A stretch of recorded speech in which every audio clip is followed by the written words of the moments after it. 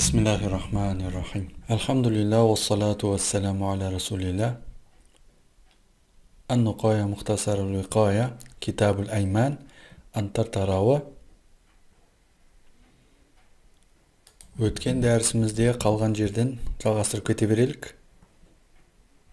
Wa illa an lil ghaya ka hatta деген жерде тоқтаған болатынбыз. Wa illa an lil ghaya. Араб тіліндегі illa an деген қосымшасы мұны истисна дейді. Lil ghaya ka hatta бір нәрсенің шегін білдіру үшін қолданылады. Ka hatta харфы сияқты. Yani şeyin deyin деген manada hatta harfi сияқты әлде бір нәрсенің шегін білдіру үшін қолданылады екен. Егер одан алдыңғы сөз шартты сөйлем түрінде келсе, şeyin деген мағынада қолданылады. Ал алдыңғы сөз шартты сөйлем түрінде келмесе, şeyin deyin деген мағынада қолданылмайды. Мысалы, мына сөйлемде ол, яғни illa an истиснасы lil ghaya үшін қолданылған. İn kellemtuhu illa en yaqdima Zaydun. Zayd kelgенге дейін оған тіл қатсам, яғни оған сөйлесем, әйелім талақ болсын немесе құлым азат болсын десе, бір кісі осылай ант ететін болса, ау хатта немесе хатта yaqdima Zaydun деп айтса мысалы, хатта сөзін қолданып. Ондай кезде ин келлемаху qabla qudumihi, олай ант етуші кісі Zayd'ın келуінен бұрын сөйлесе, кімге сөйлесе, сөйлемеймін деп ант еткен кісісіне сөйлесе, Ханиса деді, анты бұзылады екен. Яғни анты бұзылғаннан кейін де әйелі талақ болады, немесе құлым азат болсын деп айтатын болса, құлы азат болады. Ал Zayd келгеннен кейін сөйлесе не болады? Zayd келгеннен кейін сөйлейтін болса, яғни бa'да qudumиhi сөйлейтін болса, онда анты бұзылмайды. Өйткені illa an деген бұл жердегі истисна немесе хатта харфы şeyin деген ұғымда қолданылып отыр. Яғни оның анты Zayd келгенге дейінгі сәтпен шектеулі. Сол себептен соған дейін сөйлесе анты бұзылады. Ал Zayd келгеннен кейін сөйлесе анты бұзылмайды. Келесі мәселе. Офи La yukallimu abdahu. Біреу былай деп ант етсе. La yukallimu abdahu. Пәленшенің құлына сөйлемеймін деп ант етсе біреу. Ау имратаху. Немесе пәленшенің әйеліне сөйлемеймін деп ант етсе. Ау садиқаху. Оның досына сөйлемеймін. Ау la yadkhulu дараху. Немесе оның үйіне кірмеймін деп ант етсе мысалы. Бұндай жағдайда İnzalet idafatuhu антына тіркестіріп айтқан нәрселері инзалет жойылса, яғни ол пәленшенің иелігінде болудан шықса, ол ант еткен нәрселері, немесе пәленшемен байланысы үзілсе, антына тіркестіре айтқан нәрселері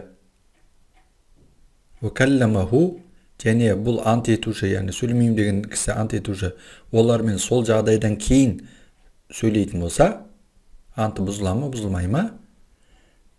Мысалы, пәленше құлын сатып берсе, сатып бергеннен кейін оның құлына сөйлесе мысалы.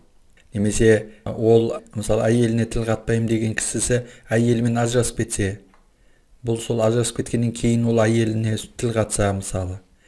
Немесе досымен сөйлеспеймін деген кісісі досымен достығын бұзса, кейін бұл сол досына сөйлесе, пәленше үйін сатып жібергеннен кейін бұл үйіне кірсе, онда не болады? Онда анты бұзыла ма, бұзылмай ма?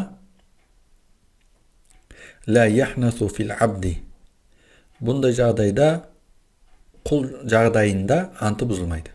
Яғни, пәленшенің құлына сөйлемеймін, тіл қатпаймын деп ант еткен кісі, ол пәленшесі бұл құлды сатып жібергеннен кейін бұл құлға сөйлеген болса, оның анты бұзылмайды екен.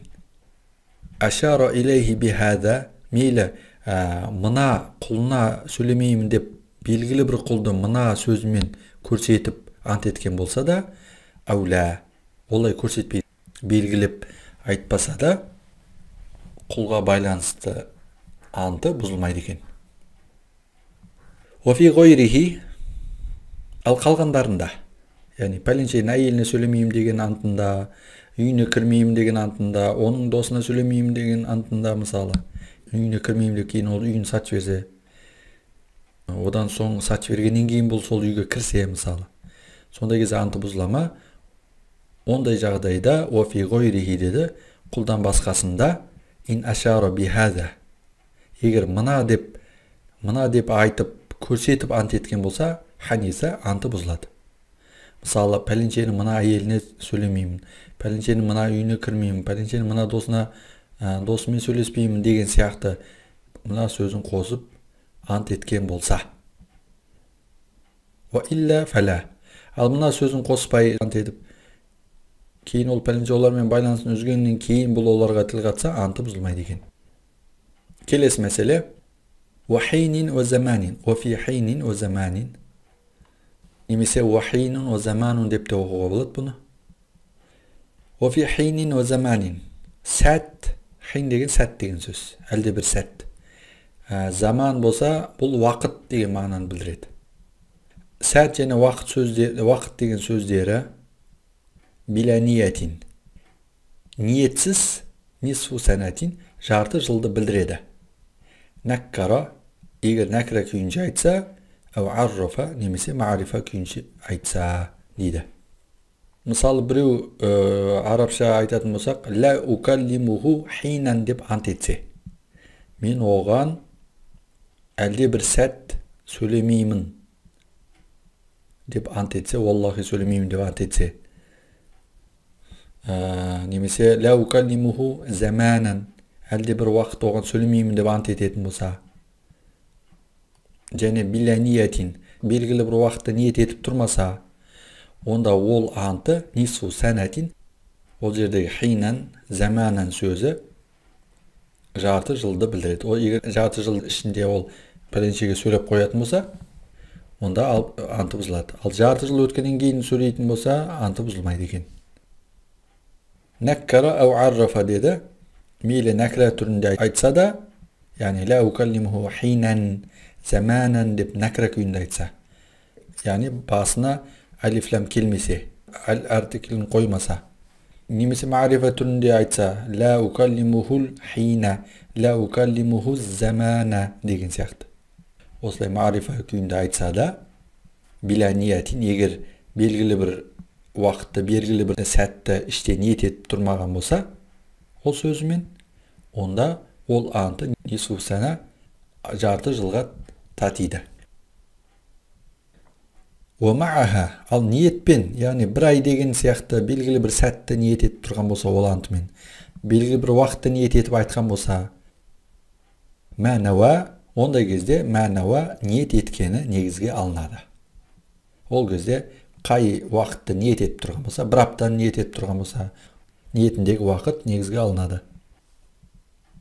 Уаддахру, немесе уафиддахри. Уаддахру деген дұрыс шығар. Дахр сөзі болса, ләм юдра мұнаккаран. Әл артиклсіз накра күйінше айтылса, дахрон деп мысалы. Ля юдра қанша уақыт екендігі белгісіз болады дейді.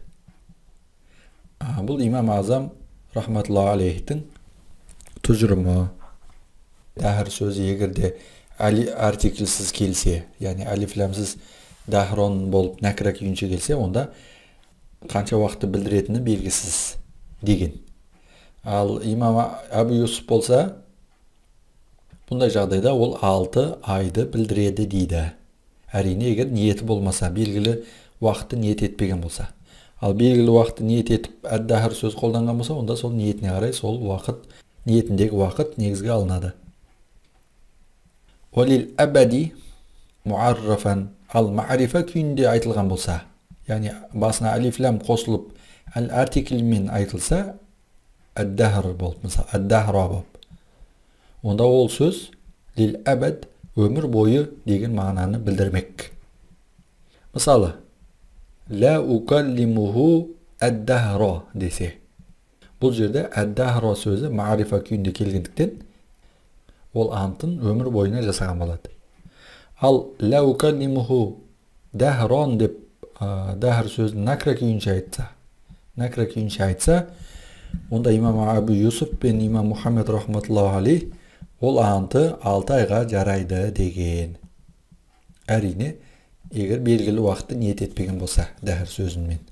6 ай өткеннен кейін сөйлесе анты бұзылмайды. Келесі мәселе. Айямын сөзі. Күндер деген сөз. Мунаккаратан, егер нәкра күйінше қолданса, мысалы, ла юкаллимуху айяман деп айтса біреу, мен оған күндер бойы сөйлеспеймін десе, бұл жерде айяман боп нәкра күйінше келіп отыр. Бұл қанша күнді білдіреді сонда? Сәләсатун деді. Ол 3 күнді білдіреді екен. Сол себептен 3 күн ішінде сөйлеген жағдайда анты бұзылады, 3 күннен кейін сөйлесе анты бұзылмайды деген сөз. Кімнің? Егерде мен оған күндер бойынша сөйлеспеймін деп айтқан кісінің. Айямын касиратун. Ал айямын касиратун көп күндер сөйлеспеймін деп айтса антында. Ла укаллимуху айяман касиратан десе мысалы.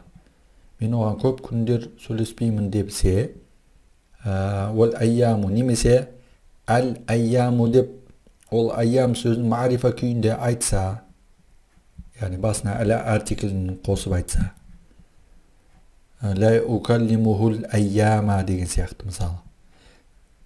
Шухуру, шухур сөзінде солай, айлар деген сөзде солар мысалы. Шухур бүгін айлар деген сөз.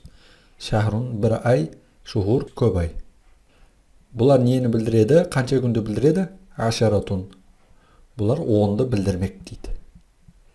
Айям касиратун аль-айям дегендер 10 күнді білдірсе, шухуру бұл 10 айды білдіреді. Мысалы біреу ла укаллимуху аль-айяма деп ант етсе, мысалы, оның бұл анты 10 күндік антты білдіреді. Айнда Аби Ханифата бұл Абу Ханифаның тұжырымы. Ла укаллимуху шухура десе, мысалы, айлар бойы сөйлеспеймін деп, аш-шухура деп алифламмен марифа күйінше айтқан болса да, фахуа аля ашарати ашхурин, имам Азамның тұжырымы бойынша 10 айды білдіреді екен. Келесі мәселе. Офи, мына мысалда, ауалу абдин аштарихи хуррун. Әуелгі сатып алған құлым азат болсын деп айтылған антта, иништара абдан, егер бір құл сатып алса, атаққа, ол құл азат болады. Ал олай айтқан кісі, олай ант еткен кісі, иништара абдайни, екі құл сатып алып, сумма ахара, артынан тағы бір құл сатып алса, баста екеуін бірге сатып алып, кейін үшіншісін бөлек сатып алса, фәлә аслан, онда оның анты бұзылмайды. Кімнің анты? Әуелгі сатып алған құлым азат болсын деп ант еткен кісінің анты бұзылмайды екен бұл жағдайда. Яғни ешқайсысы азат болмайды деген сөз.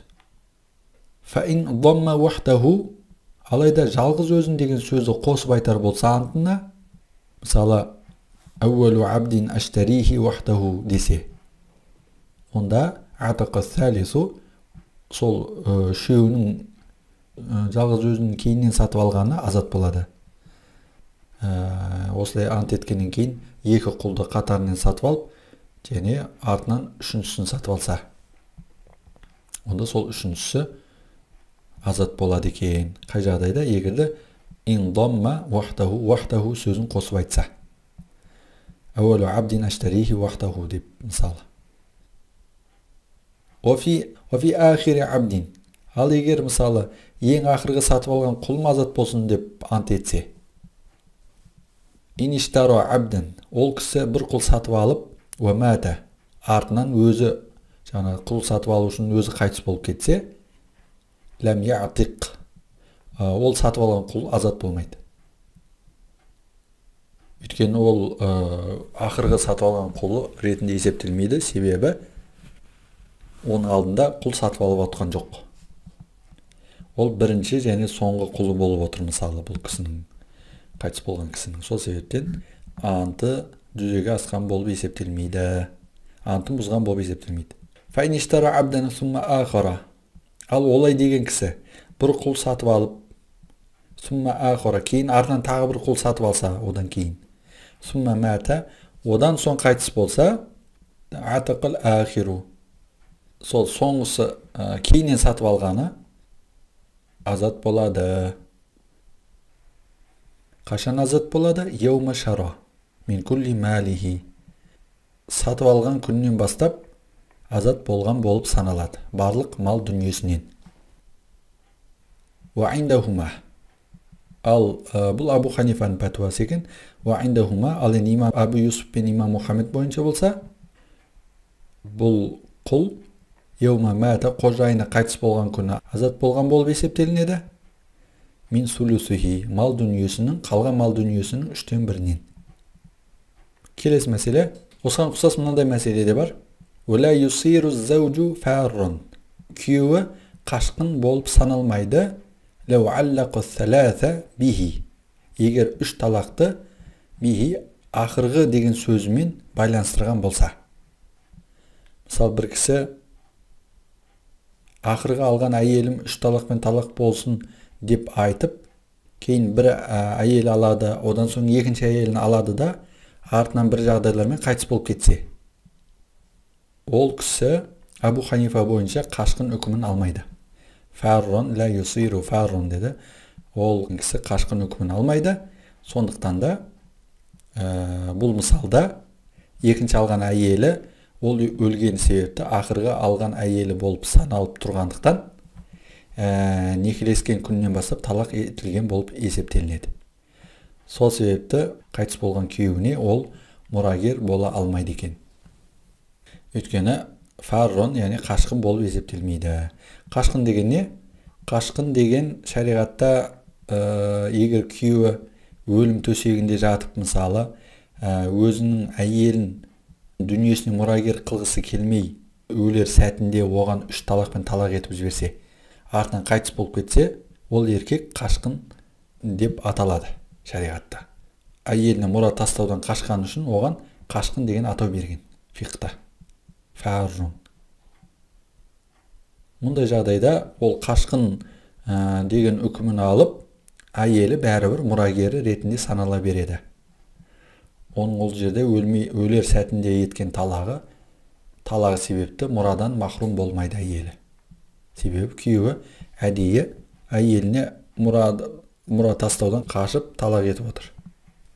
Мына жерде соны айтып отыр. Алайда мына мысалда дейді имам Азам Абу Ханифа, ол кісі қашқын, фаррон қашқын болып есептелмейді деп отыр.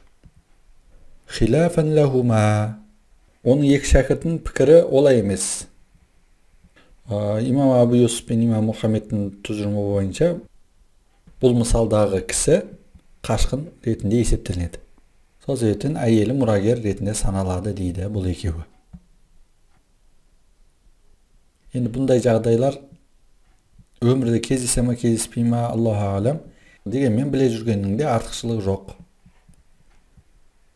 Келесі мәселе. وَبِكُلِّ عَبْدٍ بَشَّرَنِي بِكَذَا. Мына нәрсеге қатысты маған сүйінші алып келген әрбір құл فَهُوَ حُرٌ, азат болсын деп айтса біреу. Ондай жағдайда атақа әуәлу сәләсәтин бәшшаруху мутафарриқин. Ондай кезде әуелгі үшеуі азат болады. Бәшшаруху, егер олар мутафарриқин, бөлек-бөлек келіп сүйінші сұраған болса. Мысалы 4-5 құлы бар делік. Олардың әрқайсысы жеке-жеке келіп ханымыңыз ұл тапты десе, мысалы сөйтіп сүйінші сұраған болса, әуелгі келген үшеуі азат болады екен. Егерде олар бөлек-бөлек келіп сүйінші сұраған болса. Ол күллу, ал барлық азат болады қашан? Ин башшаруху маан, егер бәрі бірдей келіп сүйінші сұраған болса, дейді ғұлама.